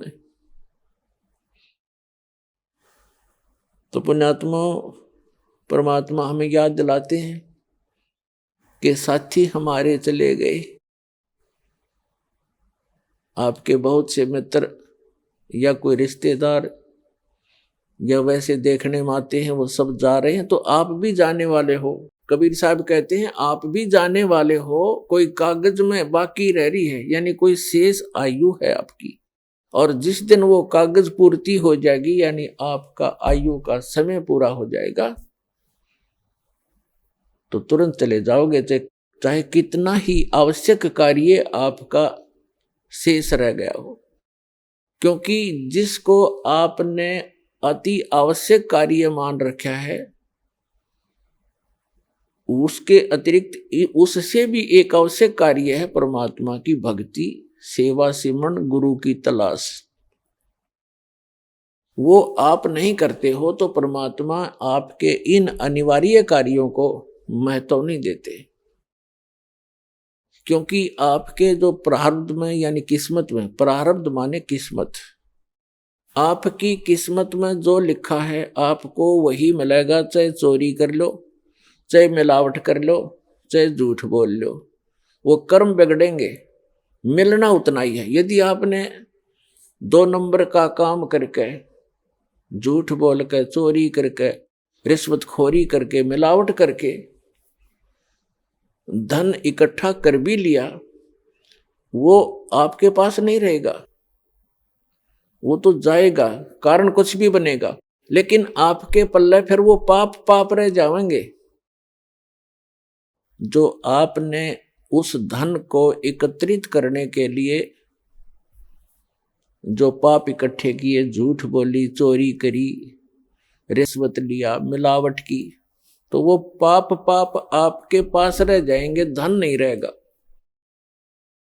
एक व्यक्ति ने लुटपुट के अपनी आत्म कथा बताई कि मेरा एक इकलौता पुत्र था, उसकी तबीयत ढीली रहने लगी, अस्वस्थ रहने लगा, उसका बहुत इलाज करवाया, झाड़े झपटों वालों के पास भी गए, जंतर मंत्र करवाए, देवी देवता पूजे, लोकल डॉक्टरों से, अपने शहर के डॉक्टरों से भी खूब इलाज कराया। अंत में पता चला कि उसके दोनों गुर्दे फेल हो गए, खत्म हो गए। उसके लिए कहीं ना कहीं से गुर्दे का अरेंजमेंट किया, आज से लगभग 25-30 वर्ष पहले की बात है। उसमें उसके कहते हैं जो किडनी ट्रांसप्लांट में लगभग 3.5 लाख रुपए लगे। वो लड़का स्वस्थ हो गया, विवाह की तैयारी हुई। 6 महीने के बाद उस गुर्दे चेंज कराने के 6 महीने के बाद बस दुर्घटना में मर गया। अब वो रो रहा था और अपनी आत्मकथा बता रहा था। उसने बताया कि मैं गधा नीच आदमी था, क्योंकि जब तक इंसान सत्संग नहीं सुनता अपने बुरे कामों पर उसका कभी दिमाग नहीं जाता, उसकी बुद्धि नहीं काम करती, चाहे कितना निकम्मा आदमी हो और उसका कोई दुर्घटना हो जाए छोटी मोटी, वो न्यों क्या करे भगवान मनीषा के बुरा कर दिया, मेरे साथ आज ऐसे क्यों घटी। और जो निरे बुरे करता है सारा दिन, पहला बुरा तो ये है कि हम भक्ति नहीं करते, इससे बुरा और कुछ भी नहीं हो सकता जो भक्ति नहीं करते। और भक्ति करते हैं तो गलत गुरुओं के पास करते हैं या मनमाना आचरण करते हैं। आइए अब हम उन श्रद्धालुओं के अनुभव जानते हैं जो जगत गुरु तत्वदर्शी संत रामपाल जी महाराज जी से दीक्षा प्राप्त कर चुके हैं तथा उनके द्वारा बताए गए भक्ति मार्ग पर चल रहे हैं। सर नमस्कार। नमस्कार जी। सर क्या नाम है आपका? गुरदर्शन कुमार है जी। सर कहाँ से आए आप? मैं खन्ना से, पंजाब से हैं जी। सर क्या काम करते हैं? मैं सरकारी जॉब कर रहा हूँ जी, म्यूनसिपल कमेटी खन्ना में। सर संत रामपाल जी महाराज से नाम दीक्षा लेने से पहले आप क्या भक्ति साधना करते थे? पहले मैं जी कोई साधना करता नास्तिक सीगा, जब मैं जिन्हों कहने पापी बंदा। सर क्या काम करते थे ऐसा? एक तो मेरी सरकारी जॉब थी जी, साथ में पार्ट टाइम काम था हाथे, जो दारू वाली दुकान होती है, साथ में दारू पिलाते हैं, मुर्गा मीट मछली सब वो काम करते थे। सर संत रामपाल जी महाराज जी की शरण में कैसे आना हुआ? महाराज जी शरण दे जी, एक मेरा पार्टनर थी बंदा, वो किताब लेके आया सी ज्ञान गंगा, वो जा किताब पढ़ी, फिर महाराज जी शरण च आए। सर ऐसा आपको ज्ञान गंगा पुस्तक में क्या लगा कि आपको लगा कि संत रामपाल जी महाराज जी से नाम दीक्षा लेनी चाहिए, क्योंकि आपका प्रोफेशन कुछ ऐसा था जो संत रामपाल जी महाराज जी के नियमों से मेल नहीं खाता था? देखो जी, ਗਿਆਨ ਗੰਗਾ ਲਿਆਉਣ ਤੋਂ ਪਹਿਲਾਂ ਇਹ ਤਾਂ ਮੈਂ ਕਹੂੰਗਾ ਪ੍ਰਮਾਤਮਾ ਦੀ ਮਿਹਰ ਹੈ, ਉਹਨਾਂ ਨੇ ਮੈਨੂੰ ਸਾਰੇ ਗ੍ਰੰਥ ਪੜ੍ਹਾਏ, ਰਾਧਾ ਸਵਾਮੀਆਂ ਦੇ ਪੜ੍ਹਾਏ, ਗੀਤਾ ਜੀ ਪੜ੍ਹਾਏ, ਸਿਧਾਂਤੂ ਜੀ ਮਹਾਰਾਜ, ਆਸਾ ਰਾਮ ਜੀ, ਜਿਹੜੀ ਵੀ ਧਾਰਮਿਕ ਕਿਤਾਬ ਮਿਲਦੀ ਸੀ ਮੈਂ ਪੜ੍ਹ ਲੈਂਦਾ ਸੀ। ਉਹਨਾਂ ਦੇ ਜਾਣ ਤੋਂ ਪਹਿਲਾਂ ਕਦੇ ਨਹੀਂ ਪੜ੍ਹੀ। ਰਾਮਪਾਲ ਜੀ ਮਹਾਰਾਜ ਦੇ ਕਿਰਪਾ ਹੋਣ ਤੋਂ ਪਹਿਲਾਂ ਉਹਨਾਂ ਨੇ ਆਟੋਮੈਟਿਕ ਹੀ ਸਾਰੇ ਗ੍ਰੰਥ ਪੜ੍ਹਾਤੇ। ਉਹ ਪੜ੍ਹੇ, ਉਹਨਾਂ ਗ੍ਰੰਥਾਂ 'ਚ ਜੋ ਗਿਆਨ ਸੀ, ਜੋ ਪ੍ਰਮਾਤਮਾ ਦੀ ਕਿਤਾਬ ਗਿਆਨ ਗੰਗਾ 'ਚ ਗ੍ਰੰਥ, ਉਹ ਜ਼ਮੀਨ ਅਸਮਾਨ ਦਾ ਫਰਕ ਸੀ। ਉਹ ਜਿਹੜੇ ਪਹਿਲੇ ਰਾਧਾ ਸਵਾਮੀ ਵਾਲੇ ਗ੍ਰੰਥ ਸੀ, ਉਹਨਾਂ 'ਚ ਮੈਂ ਪੜ੍ਹਿਆ ਸੀ ਵੀ ਜੋ ਤੁਸੀਂ ਮਹਾਰਾਜ ਤੋਂ ਨਾਮ ਲਵੋਗੇ, ਜਿਹੜੇ ਟਾਈਮ ਨਾਮ ਲਵੋਗੇ, ਜਿਹੜੇ ਟਾਈਮ ਉਹਨਾਂ ਦੀ ਉਹੀ ਸ਼ਕਲ ਹੋਊਗੀ, ਧਿਆਨ ਵੀ ਤੁਸੀਂ ਉਹੀ ਕਰਨਾ। ਜਿਵੇਂ ਤੁਸੀਂ ਮਹਾਰਾਜ ਤੋਂ ਕਿਸੇ ਤੋਂ ਨਾਮ ਲੱਤਾ ਹੈ, ਉਹਨਾਂ ਦੀ ਉਮਰ 50 ਸਾਲ 'ਚ ਜੈਸੀ ਸ਼ਕਲ ਸੀ, ਜਾਂ ਤੁਸੀਂ ਧਿਆਨ ਕਰਨਾ ਉਹੀ ਸ਼ਕਲ ਕਰਨੀ। ਵੀ ਜੇ ਗੁਰੂ ਛੱਡ ਦੋਗੇ ਨਰਕਾਂ ਦੇ ਭਾਗੀ ਹੋਵੋਗੇ, ਗੁਰੂ ਨਹੀਂ ਛੱਡ ਸਕਦੇ। ਜਦ ਕਿ ਮਹਾਰਾਜ ਰਾਮਪਾਲ ਜੀ ਦੇ ਗਿਆਨ ਗੰਗਾ ਦੇ ਵਿੱਚ ਵੀ ਤੁਸੀਂ ਗੁਰੂ ਇੱਕ ਛੱਡ 10 20 ਜਿੰਨੇ ਮਰਜ਼ੀ ਕਰ ਸਕਦੇ, ਜਦ ਤੱਕ ਤੁਹਾਡੀ ਸੰਤੁਸ਼ਟੀ ਨਹੀਂ ਹੁੰਦੀ। ਚਲੋ ਇਹ ਚਲੀ, ਫਿਰ ਗਾਹਾਂ ਗੀਤਾ ਗਿਆਨ ਸੀ। ਪਰਮਾਤਮਾ ਨੇ ਉਹ ਗੀਤਾ ਵੀ ਮੈਨੂੰ ਪਹਿਲਾਂ ਪੜ੍ਹਾਈ ਸੀ। ਜਦੋਂ ਮੈਂ ਗੀਤਾ ਦਾ ਅਧਿਆਏ ਖੋਲ੍ਹ ਕੇ ਦੇਖੇ, ਇੱਧਰ ਗਿਆਨ ਗੰਗਾ, ਮੈਂ ਕਿਹਾ ਵੀ ਇਹ ਤਾਂ ਬਈ ਬਾਕੀ ਸਹੀ ਹੈ। ਐਂ ਪੜ੍ਹਦੇ ਪੜ੍ਹਦੇ ਗੀਤਾ ਪੜ੍ਹੀ ਗਏ, ਗਿਆਨ ਗੰਗਾ ਪੜ੍ਹੀ ਗਏ। ਫਿਰ ਇੱਕ ਸਾਡੇ ਖੰਨੇ ਦੇ ਮੋਹਨ ਲਾਲ ਜੀ ਭਗਤ ਸੀਗੇ, ਉਹਨਾਂ ਕੋਲ ਮੈਂ ਜਾ ਕੇ ਦੂਜੀ ਕਿਤਾਬ ਮੰਗੀ। ਮੈਂ ਕਿਹਾ ਜੀ ਮੈਨੂੰ ਹੋਰ ਕਿਤਾਬ ਦਿਓ। ਉਹ ਕਹਿੰਦੇ ਵੀ ਧਰਤੀ ਪਰ ਅਵਤਾਰ ਹੈ। ਮੈਂ ਉਹ ਵੀ ਪੜ੍ਹਤੀ। ਫਿਰ ਚਲੇ ਗਿਆ, ਮੈਂ ਕਿਹਾ ਜੀ ਹੋਰ ਕਿਤਾਬ ਦਿਓ। ਫਿਰ ਕਹਿੰਦੇ ਗਹਿਰੀ ਨਜ਼ਰ ਗੀਤਾ। ਉਹ 'ਚ ਗੀਤਾ 'ਚ ਪ੍ਰਮਾਤਮਾ ਨੇ ਸਾਰੇ ਸਰਲ ਅਰਥ ਕੀਤੇ ਆ, ਜਿਹੜੀ ਦੂਜੀ ਗੀਤਾ 'ਚ ਨਹੀਂ ਸਮਝ ਲੱਗਦੇ। ਰਾਮਪਾਲ ਜੀ ਮਹਾਰਾਜ ਉਹਨਾਂ ਨੇ ਸਾਰੇ ਸਰਲ ਅਰਥ ਕੀਤੇ ਆ, ਉਹ ਵੀ ਪੜ੍ਹੀ। ਉਹ ਤੋਂ ਬਾਅਦ ਚਲੋ ਜੀ, ਇੱਕ ਦਿਨ ਮੈਂ ਬੈਠਾ ਆਪਣੀ ਡਿਊਟੀ 'ਤੇ, ਕਿਤਾਬ ਪੜ੍ਹ ਰਿਹਾ ਸੀ। ਕਿਤਾਬ ਪੜ੍ਹਿਆ, ਮੇਰੇ ਮਨ 'ਚ ਆਈ ਵੀ ਦੁਨੀਆ 'ਚ ਲੱਖਾਂ ਹੀ ਗੁਰੂ ਹੈ, ਵੀ ਸਾਨੂੰ ਨਹੀਂ ਪਤਾ ਜੀ ਕਿਹੜਾ ਸੱਚਾ। ਜੇ ਤੁਸੀਂ ਸੱਚਿਆਂ ਦਾ ਬੁਲਾ ਲਓ। ਇੰਨੀ ਕਹਿੰਦੀ ਮੈਂ ਘਰੇ ਆਇਆ, ਮੇਰਾ ਛੋਟਾ ਲੜਕਾ ਮਨਦੀਪ ਘਰੇ ਸੀ। ਮੈਂ ਉਹਨੂੰ ਕਿਹਾ ਵੀ ਮਨਦੀਪ ਤੂੰ, ਕਹਿੰਦਾ ਡੈਡੀ ਮੈਨੂੰ 2 ਛੁੱਟੀਆਂ। ਮੈਂ ਕਿਹਾ ਵੀ ਐਂ ਕਰ, ਤੂੰ ਸਾਂਭ ਮੈਸਾਂ 2 ਸੀ ਜਦ ਮੇਰੇ ਕੋਲ, ਬਸ ਘਰ ਜੋਗੇ ਦੁੱਧ ਦੀ, ਵੀ ਮੈਂ ਚੱਲਿਆ ਵੀ ਰਾਮਪਾਲ ਮਹਾਰਾਜ ਕੋਲ ਹਸਾਰ ਬਰਵਾਲੇ। ਇਹ ਕਹਿੰਦੇ ਜੀ ਤੁਹਾਨੂੰ ਪਤਾ ਨਹੀਂ ਹੋਣਾ, ਪਹਿਲੀ ਵਾਰੀ ਜਾ ਰਹੇ ਹੋ। ਮੈਂ ਕਿਹਾ ਕੁਛ ਨਹੀਂ, ਜਿਹੜੇ ਬੁਲਾ ਰਹੇ ਆ ਲੈ ਜਾਣਗੇ ਆਪੇ। ਸਤਰੋਗ ਆਸ਼ਰਮ ਪਹੁੰਚੇ, ਆਸ਼ਰਮ ਦੇਖਿਆ, ਉੱਥੇ ਆਇਆ ਸ਼ਾਂਤੀ, ਕੋਈ ਕਿਸੇ ਦਾ ਲੈਣਾ ਦੇਣਾ ਨਹੀਂ। ਸਤ ਸਾਹਿਬ ਕਰਕੇ ਬੁਲਾਉਂਦੇ ਆ। ਉਦੋਂ ਮੈਂ ਸਤਸੰਗ ਸੁਣਿਆ, ਰਾਤ ਵਾਲੀ ਗੱਡੀ ਵਾਪਸ ਆ ਗਿਆ। ਚਲੋ ਵਾਪਸ ਆਏ। ਇੱਧਰ ਮੋਹਨ ਲਾਲ ਜੀ ਮੈਨੂੰ ਪੁੱਛਦੇ ਵੀ ਤੈਨੇ ਜਾਣਾ ਹੈ? ਮੈਂ ਕਿਹਾ ਜੀ ਮੈਂ ਤਾਂ ਜਾਇਆ ਆ। ਕਹਿੰਦੇ ਨਹੀਂ ਝੂਠ ਬੋਲਦਾ। ਮੈਂ ਫਿਰ ਉੱਥੇ ਵਾਲੇ ਜਿਹੜੇ ਸਤਸੰਗ ਘਰ ਦਾ ਨਕਸ਼ਾ ਸੀ ਸਾਰਾ ਦੱਸਿਆ। ਮੈਂ ਕਿਹਾ ਜੀ ਐਂ ਗੇਟ ਹੈ। ਉਹ ਕਹਿੰਦੇ ਵਾਕਈ ਜਾਇਆ, ਨਾਮ ਲਿਆ? ਮੈਂ ਕਿਹਾ ਨਾਮ ਨਹੀਂ ਲਿਆ, ਮੈਂ ਨਾਮ ਹਲੇ ਨਹੀਂ, ਨਾਮ ਬਾਅਦ ਚ ਲਾਊਂਗਾ। ਚਲੋ ਐਂ ਥੋੜ੍ਹੇ ਦਿਨ ਨਿਕਲੇ। ਥੋੜ੍ਹੇ ਦਿਨ ਨਿਕਲਣ ਤੋਂ ਬਾਅਦ ਉਹ ਕਹਿੰਦੇ ਵੀ ਆਪਾਂ ਫਲਾਣੀ ਤੇ 2/11/12 ਨੂੰ ਨਾਮ ਲੈਣ ਜਾਣਾ ਹੈ। ਮੈਂ ਕਿਹਾ ਭਗਤ ਜੀ ਠੀਕ ਹੈ ਚੱਲਾਂਗੇ। ਦਾਰੂ ਮੈਂ ਫੁੱਲ ਪੀਂਦਾ ਸੀ ਸਵੇਰ ਤੋਂ ਲੈ ਕੇ ਸ਼ਾਮ ਤੱਕ। ਜਿਵੇਂ ਘਰਦਿਆਂ ਨੂੰ ਹਲੇ ਘੱਟ ਪਤਾ ਹੁੰਦਾ, ਜੇ ਘਰੇ ਵੜਨਾ ਤਾਂ ਮਿੱਠੀ ਪੀ ਲੈਣੀ, ਦੂਏ ਪਾਸੇ ਕੌੜੀ ਜਿਹੜੀ ਵੀ ਚੱਲਦੀ ਸੀ। ਚਲੋ ਜੀ ਦਾਰੂ ਪੀਂਦੇ ਰਹੇ। ਮਹਾਰਾਜ ਨੇ ਐਸਾ ਕੰਮ ਕੀਤਾ, ਥੋੜ੍ਹੇ ਜਿਹੇ ਦਿਨਾਂ ਵਿੱਚ ਦੁਕਾਨਾਂ ਜਿਹੜੀਆਂ ਮੈਂ ਮੀਟ ਮੁਰਗੇ ਵਾਲੀ ਕਰਦਾ ਸੀ, ਉਹਨਾਂ ਨੇ ਐਸੀ ਸਥਿਤੀ ਬਣਾਈ, ਮੇਰਾ ਦੁਕਾਨ ਤੋਂ ਜਾਣ ਨੂੰ ਜੀ ਹਟ ਗਿਆ। ਮੈਂ ਆਪਣੇ ਪਾਰਟਨਰ ਨੂੰ ਕਿਹਾ ਵੀ ਮੈਂ ਦੁਕਾਨ 'ਤੇ ਨਹੀਂ ਆਉਣਾ। ਉਹ ਕਹਿੰਦਾ ਤੈਨੂੰ 21 ਲੱਖ ਕੀ ਹੋ ਗਿਆ? ਮੈਂ ਕਿਹਾ ਨਾ ਬਈ ਤੂੰ ਐਂ ਕਰ, ਸਾਰਾ ਸਮਾਨ ਸਾਂਭ, ਤੇ ਤੋਂ ਕੁਛ ਨਹੀਂ ਲੈਣਾ, ਤੂੰ ਹੀ ਸਾਂਭ, ਵੀ ਮੈਂ ਦੁਕਾਨ 'ਤੇ ਨਹੀਂ ਆਉਣਾ ਹੁਣ। ਚਲੋ ਮੈਂ ਦੁਕਾਨ 'ਤੇ ਹਫ਼ਤੇ 'ਚ ਇੱਕ ਅੱਧੀ ਵਾਰ ਚਲੇ ਜਾਣਾ, ਦਾਰੂ ਦੂਰੂ ਪੀ ਲੈਣੀ। ਦਾਰੂ ਰੋਜ਼ ਪੀਂਦੇ ਸੀ, ਉਹ ਮੇਰੇ ਲਈ ਲਿਆਉਂਦਾ ਹੁੰਦਾ ਸ਼ਾਮ ਨੂੰ ਦਾਰੂ ਪੀਣੀ। ਚਲੋ ਜੀ ਜਿੱਦਣ 2/11/12 ਦਾ 1/11/12 ਦੀ ਰਾਤ ਸੀ, ਉਦਣ ਅਸੀਂ ਰਾਤ ਨੂੰ 11 11:30 ਵਜੇ ਦਾਰੂ ਪੀਤੀ ਫੁੱਲ। ਮਨ ਨੂੰ ਯਕੀਨ ਸੀ ਵੀ ਦਾਰੂ ਛੱਡ ਨਹੀਂ ਸਕਦੇ। 1 ਲੱਖ ਇੰਨੀ ਦਾਰੂ ਪੀਣ ਵਾਲਾ ਕਿਵੇਂ ਛੱਡ ਲੂਗਾ? ਮਰ ਜੂਗਾ। ਅਸੀਂ ਕਿਸੇ ਦੇ ਜੰਮਣ ਤੇ ਕਿਸੇ ਮਰੇ ਦੇ ਕਦੇ ਦਾਰੂ ਨਹੀਂ ਸੀ ਛੱਡੀ, ਚਾਹੇ ਬੁਖਾਰ ਸੀ, ਜੋ ਮਰਜ਼ੀ ਸੀ। ਦਵਾਈ ਲੈਣ ਤੋਂ ਬਾਅਦ ਵੀ ਦਾਰੂ ਪੀਂਦੇ ਸੀ। ਜਿਵੇਂ ਡਾਕਟਰ ਪਹਿਲਾਂ ਹੀ ਕਹਿ ਦਿੰਦਾ ਬਈ 2 ਘੰਟੇ ਬਾਅਦ ਤੁਸੀਂ ਆਪਣੀ ਪੀਓ, ਪੀਣੀ ਤਾਂ ਹੈ ਨਹੀਂ, ਤੁਸੀਂ ਛੱਡਣੀ ਤਾਂ ਹੈ ਨਹੀਂ। ਦਾਰੂ ਦਾ ਇੰਨਾ ਸਾਡੇ ਨਾਲ 1/11/12 ਨੂੰ ਰਾਤ ਨੂੰ ਅਸੀਂ 11:30 ਵਜੇ ਦਾਰੂ ਪੀਤੀ ਜੀ। ਅਤੇ ਮੇਰਾ ਜਿਹੜਾ ਸਾਥੀ ਸੀ ਰਾਜੂ, ਜਿਹੜੇ ਮੈਨੂੰ ਕਿਤਾਬ ਲੈ ਕੇ ਆਇਆ ਸੀ, ਖੁਦ ਉਹ ਆਪਣੇ ਵਾਸਤੇ ਕਿਤਾਬ ਲੈ ਕੇ ਆਏ ਸੀ ਗਿਆਨ ਗੰਗਾ, ਉਹਨੂੰ ਸਮਝ ਨਹੀਂ ਆਈ, ਪੜ੍ਹੀ ਮੈਨੇ, ਮੇਰੇ ਪੱਲੇ ਪਾਤੀ ਮਹਾਰਾਜ ਨੇ, ਪਾਉਂ ਬਾਰੇ ਕਰਤੇ, ਇਹ ਬੁਰਾਈਆਂ ਸਾਰੀਆਂ ਛਡਾਤੀਆਂ।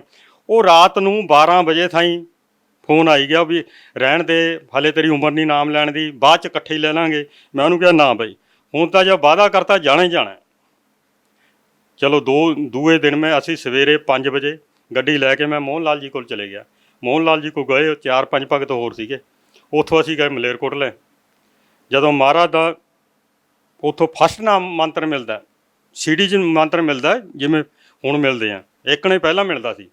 ਜਦੋਂ ਫਸਟ ਮੰਤਰ ਮਿਲਿਆ, ਜਦ ਪ੍ਰਮਾਤਮਾ ਨੇ ਮੰਤਰ ਦਿੱਤਾ, ਉਹ ਮੱਥੇ 'ਤੇ ਮਾਰਿਆ ਹੱਥ ਵੀ ਵਿੱਚੇ ਮੈਂ ਤੇ ਵਿੱਚੇ ਸਾਰੀ ਦੁਨੀਆ ਪਾਗਲ ਹੈ, ਵੀ ਦੇਵੀ ਦੇਵਤਿਆਂ ਨੇ ਇਸ ਮੰਤਰ ਨਾਲ ਕੰਮ ਕਰਨਾ, ਟੱਲੀਆਂ ਖੜਕਾ ਕੇ ਨਹੀਂ, ਮੰਦਰਾਂ 'ਤੇ ਪਹਾੜਾਂ ਪੂੜਾਂ 'ਤੇ ਜਾ ਕੇ ਨਹੀਂ ਕਰਨਾ, ਇਸ ਮੰਤਰ ਨੇ ਕੰਮ ਕਰਨਾ ਜਿਹੜਾ ਪ੍ਰਮਾਤਮਾ ਦੇ ਰਿਹਾ। ਚਲੋ ਉਹ ਤੋਂ ਬਾਅਦ ਪ੍ਰਮਾਤਮਾ ਹਰੇਕ ਭਗਤ ਦੇ ਜੋ ਨਾਮ ਲੈਂਦੇ ਸੀ ਸਿਰ 'ਤੇ ਅਸ਼ੀਰਵਾਦ ਦਿੰਦੇ ਆ, ਚਾਹੇ ਲੱਖ ਬੰਦਾ ਸੀ, ਚਾਹੇ 1.5 ਲੱਖ ਹੈ, ਉਹਨਾਂ ਨੇ ਹਰੇਕ ਨੂੰ ਅਸ਼ੀਰਵਾਦ ਦੇਣਾ। ਹਰੇਕ ਤੁਸੀਂ ਜੇ ਥੋੜ੍ਹੇ ਜਿਹੇ ਹਿੰਮਤ ਆ, ਪ੍ਰਮਾਤਮਾ ਗੱਲ ਕਰ ਸਕਦੇ ਹੋ, ਆਪਣਾ ਸਲਿਊਸ਼ਨ ਕੱਢ ਸਕਦੇ ਹੋ, ਜੇ ਤੁਹਾਡੇ ਮਨ 'ਚ ਕੋਈ ਵਿਚਾਰ ਹੈ। ਜਦੋਂ ਪ੍ਰਮਾਤਮਾ ਨੇ ਅਸ਼ੀਰਵਾਦ ਦਿੱਤਾ, ਸਮਝ ਜਿਵੇਂ ਸਿਰ 'ਤੇ ਹਜ਼ਾਰਾਂ ਕੁਆਂਟਲ ਵਜਨ ਹੁੰਦਾ, 1 ਲੱਖ ਤੋਂ ਗਾਇਬ, ਸਰੀਰ ਫੁੱਲ ਵਰਗਾ ਹੋ ਗਿਆ, ਜਿਵੇਂ ਉੱਡਦਾ ਫਿਰਦਾ ਹੁੰਦਾ। ਹੁਣ ਉਹ ਦਿਨ ਹੈ ਅਤੇ ਅੱਜ ਦਾ ਦਿਨ ਹੈ। ਉਹ ਦੇਖੋ ਕਿ ਕਿੰਨੀਆਂ ਬੁਰਾਈਆਂ ਕਰਦੇ ਹੁੰਦੇ, ਦਾਰੂ ਪੀਂਦੇ, ਮੁਰਗੇ ਕੱਟਦੇ, ਹੱਥ ਨਾਲੇ ਤੋੜ ਦਿੰਦੇ ਸੀ ਗਰਦਨ। सर, संत रामपाल जी महाराज से नाम दीक्षा लेने के लिए आप गए, आपका प्रोफेशन भी कुछ इस तरह का था कि आप मुर्गे काटते थे, बकरे काटते थे, शराब पीते थे, बहुत सारे व्यसन जो आप करते थे वो संत रामपाल जी महाराज जी के नियमों से विपरीत हैं। उसके बावजूद आपने संत रामपाल जी महाराज से नाम दीक्षा ली। क्या संत रामपाल जी महाराज जी से नाम दीक्षा लेने के बाद आपने वो सभी बुराइयां छोड़ दी जो संत रामपाल जी महाराज जी के नियमों के विरुद्ध थी? जिस दिन नाम लिया जी भगत जी, जिस दिन नाम परमात्मा ने ਦਿੱਤਾ, ਉਸੇ ਦਿਨ ਆਟੋਮੈਟਿਕ ਉਹਨਾਂ ਦੀ ਪਾਵਰ ਨਾਲ ਸਾਰੀਆਂ ਬੁਰਾਈਆਂ ਛੁੱਟ ਗਈਆਂ, ਟੋਟਲੀ ਜਿੰਨੀਆਂ ਬੁਰਾਈਆਂ ਸੀ, ਮੀਟ, ਤੰਬਾਕੂ, ਸ਼ਰਾਬ, ਬੀੜੀ, ਸਿਗਰਟ ਜੋ ਪੀਂਦੇ ਸੀ, ਸਾਰੀ 1 ਲੱਖ ਤੋਂ ਬੰਦ। ਉਹ ਦਿਨ ਹੈ ਅਤੇ ਅੱਜ ਦਾ ਦਿਨ ਹੈ। ਅਸੀਂ ਦਾਰੂ ਵਾਲੇ ਨੂੰ ਵੀ ਅੰਦਰ ਨਹੀਂ ਵੜਨ ਦਿੰਦੇ। ਹੁਣ ਦੇਖੋ ਮੇਰੇ ਸਹੁਰੇ ਪੀਂਦੇ ਐਨ ਫੁੱਲ, ਜਿੱਦਣ ਦਾ ਨਾਮ ਲੱਤਾ ਹੈ ਉੱਥੇ ਜਾਣ ਨੂੰ ਵੀ ਜੀ ਨਹੀਂ ਕਰਦਾ। सर, संत रामपाल जी महाराज जी से नाम दीक्षा लेने के बाद आपको और क्या लाभ मिले? ਇੱਕ ਮੇਰਾ ਕੇਸ ਲੱਗਿਆ ਸੀ ਜੀ ਮਹਿਕਮੇ 'ਚ, ਜਿਹੜੇ ਬਾਕੀ ਆਪਰੇਟਰ ਸੀ ਉਹਨਾਂ ਨੇ ਟੈਕਨੀਕਲ ਗ੍ਰੇਡ ਕਰਤਾ ਸੀ, ਉਹਨਾਂ ਕੋਲ ਇਲੈਕਟ੍ਰੀਸ਼ੀਅਨ ਦੀ ITI ਸੀ, ਮੇਰੇ ਕੋਲ ਫਿਟਰ ਦੀ।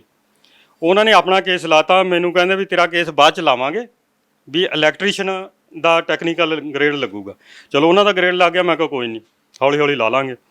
ਮੈਨੂੰ ਕੋਈ ਚਿੱਤ ਚੇਤੇ ਨਹੀਂ ਸੀ ਵੀ ਕੇਸ ਲਾਉਣਾ ਹੈ, ਜਾਂ ਕਦ ਮਿਲੂਗਾ। ਜੇ ਕੇਸ ਵੀ ਲਾਉਂਦੇ ਤਾਂ ਲੱਖ ਰੁਪਈਆ ਲੱਗਿਆ ਜਾਂਦਾ ਮੇਰਾ ਇਕੱਲੇ ਦਾ, ਕਿਉਂਕਿ ਮੈਂ ਇਕੱਲਾ ਸੀਗਾ। ਜਿਸ ਦਿਨ ਨਾਮ ਲੱਤਾ, ਹੁਣ ਤੁਸੀਂ ਮੰਨਣਾ ਨਹੀਂ, ਜਿਸ ਦਿਨ ਨਾਮ ਲੱਤਾ। ਇੱਕ ਹੋਰ, ਜਿਸ ਦਿਨ ਮੈਂ ਬਰਵਾਲੇ ਜਾਣ ਤੋਂ ਪਹਿਲਾਂ ਮੋਹਨ ਲਾਲ ਜੀ ਦੀ ਦੁਕਾਨ ਦੇ ਬਾਹਰ ਖੜਾ ਸੀ, ਉਸੇ ਟਾਈਮ ਇੱਕ ਮੇਰੇ ਦੋਸਤ ਦਾ ਫੋਨ ਆਇਆ, ਕਹਿੰਦਾ ਗੁਰਦਰਸ਼ਨ, ਜਿਹੜਾ ਤੇਰਾ ਕੰਮ ਰੁਕਿਆ ਹੋਇਆ ਸੀ ਵੀ ਉਹ ਕੰਮ ਤੇਰਾ ਸਿਰੇ ਚੜ ਜਾਣਾ। ਮੈਂ ਕਿਹਾ ਵੀ ਕੀ ਹੋ ਗਿਆ? ਕਹਿੰਦਾ ਗੌਰਮੈਂਟ ਨੇ ਹੀ ਰੂਲ ਕਰਤਾ ਵੀ ਜਿਹਨੇ ITI ਕੀਤੀ ਆ ਉਹਨੂੰ ਟੈਕਨੀਕਲ ਗ੍ਰੇਡ ਮਿਲੂਗਾ ਵੀ ਤੈਨੂੰ ਕੇਸ ਕਰਨ ਦੀ ਲੋੜ ਨਹੀਂ। ਮੈਂ ਕਿਹਾ ਜੀ ਇਹ ਤਾਂ ਹਲੇ ਨਾਮ ਨਹੀਂ ਲੱਤਾ, ਪਹਿਲਾਂ ਹੀ ਬੈਨੀਫਿਟ ਮਿਲ ਗਿਆ, ਅੱਗੇ ਖਬਨੀ ਕੀ ਮਿਲੂਗਾ। ਜਦੋਂ ਨਾਮ ਲੈ ਕੇ ਆਇਆ, ਦੂਜੇ ਦਿਨ ਫੋਨ ਆ ਗਿਆ ਦਫ਼ਤਰ 'ਚੋਂ, ਕਹਿੰਦੇ ਵੀ ਤੈਨੂੰ ਟੈਕਨੀਕਲ ਗ੍ਰੇਡ ਲੱਗ ਗਿਆ, ਵੀ ਤੇਰੀ ਤਨਖਾਹ 'ਚ 7,500 ਰੁਪਏ ਦਾ ਮੁਨਾਫਾ ਹੋ ਗਿਆ। ਉਹ ਮਹੀਨੇ ਮੈਨੂੰ 7,500 ਤਨਖਾਹ ਵੱਧ ਕੇ ਮਿਲੀ। ਜਦ ਕਿ ਦੇਖੋ ਮੀਟ ਕੱਟਦੇ, ਦਾਰੂਆਂ ਪੀਂਦੇ, ਝੂਠ ਬੋਲਦੇ, ਲੋਕਾਂ ਤੋਂ 2-2 3-3 ਵਾਰੀ ਪੈਸੇ ਲੈ ਲੈਂਦੇ, ਪੈਸੇ ਕੱਢ ਵੀ ਲੈਂਦੇ ਸੀ ਸ਼ਰਾਬੀਆਂ ਦੇ। ਜਾਂ ਸ਼ਰਾਬੀ ਹੋਇਆ, ਇਹੋ ਜਿਹੇ ਪਾਪੀ ਸੀ ਅਸੀਂ। परमात्मा ने कैसा चमत्कार किया, इन्हू चमत्कार नहीं कहोगे तो होर की है। सर उसके बाद आपने क्या काम किया सर? पहले आप शराब पीते थे, आपकी मीट की शॉप थी, उसके बाद आप क्या काम करने लगे सर? साइड बिजनेस आपने छोड़ दिया या फिर कुछ और काम करने लगे?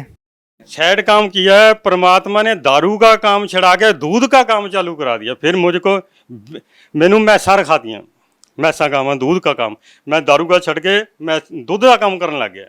हुण कोई भी मैस लैनी है, कोई भी बेचनी है, परमात्मा दे जिथे जोत लाने दरबार को डंड पर प्रणाम करके मन च धरते हैं, वो मिनटां सकेंडां च खबनी किधरों गा के भेज देंगे हैं। जद लियानी है जद अपने आप मिल जाती है। और क्या लाभ मिले संत रामपाल जी महाराज जी से नाम लेके? एक तो जी सब तो बड़ा लाभ ये मिला, अध्यात्म मार्ग मिल गया।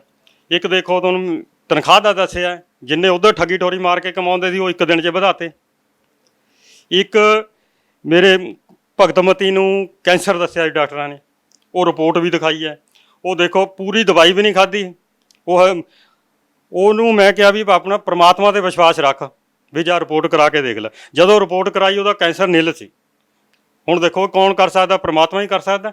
एक मेरा बड़ा लड़का है, वो आर्मी च सिलैक्ट हो गया परमात्मा की कृपा नाल। कोई किते असीं गए नहीं, कोई पैसा नहीं लत्ता नहीं, फ्री दे विच परमात्मा ने काम किया।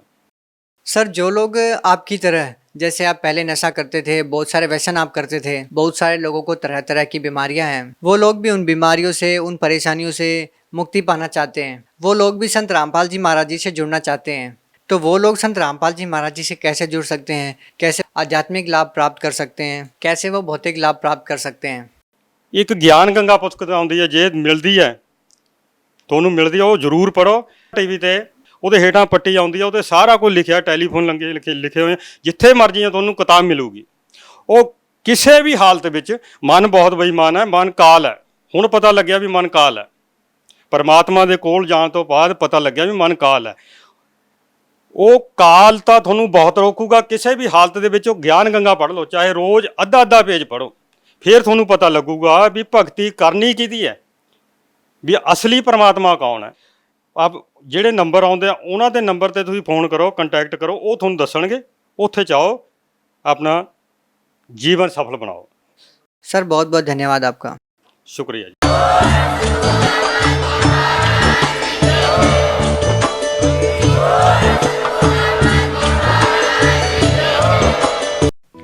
आप सुन रहे थे जगत गुरु तत्वदर्शी संत रामपाल जी महाराज के मंगल प्रवचन। अधिक जानकारी के लिए संपर्क करें